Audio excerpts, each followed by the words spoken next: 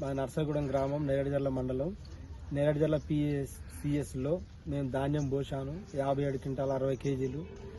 సమయానికి డబ్బులు అనుకూలంగా పడినాయి. బోనస్ అనేది సంక్రాంతి ముందుగా 28,800 పడినాయి. దానికి కృతజ్ఞతగా మన పౌరశాఖరాల మంత్రి ఉత్తమ్ కుమార్ రెడ్డి గారికి మరియు సీఎం రేవంత్ రెడ్డి గారికి పౌరశాఖరాల కమిషనర్ గారికి కృతజ్ఞతలు తెలియజేస్తున్నాను. ధన్యవాదాలండి.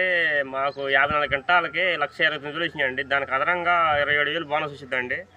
గవర్నమెంట్కి ధన్యవాదాలు. మాకు సంతోషంగా ఉంది, చాలా సంతోషంగా ఉంది ఇవి వచ్చిన కారణంగా. సెలవు. నేను వంకలపాడు సుధాకర్, తుమ్మూరులో ఉంటున్నాను. ఖమ్మం జిల్లా సత్తుల మండలం. తుమ్మూరులో నేను 8 ఎకరాలు వ్యవసాయం చేస్తున్నాను. 8 ఎకరాలకి 166 క్వింటాలు ధాన్యం పండించాను. గవర్నమెంట్ ఏటి చేయడం వల్ల 500 రూపాయల బోనస్ చొప్పున 83,200 రూపాయల బోనస్ ఈ పండగ చేయడం వల్ల పండగ హ్యాపీగా చేసుకోవడానికి చాలా ఆనందంగా ఉంది. దీనికి తెలంగాణ గవర్నమెంట్కి, వ్యవసాయ శాఖ మంత్రి వారికి, తుమ్మల నాగేశ్వరరావు గారికి ధన్యవాదాలు తెలుపుతున్నాను. బియ్యాల ప్రశాంత్. మా తండ్రి గారి పేరు బియ్యాల కుమరయ్య. మాది వెన్నంపల్లి గ్రామం, కాళవశంపురం మండలం, పెద్దపల్లి జిల్లా. మేము ఈ వానాకాలంలో 10 ఎకరాల్లో సన్నవడ్లు పండించినాము. 10 ఎకరాల్లో 508 బస్తాలకు 203 క్వింటాలు 20 కిలోలు వెన్నంపల్లి ఐకేపీలో అమ్మినాము.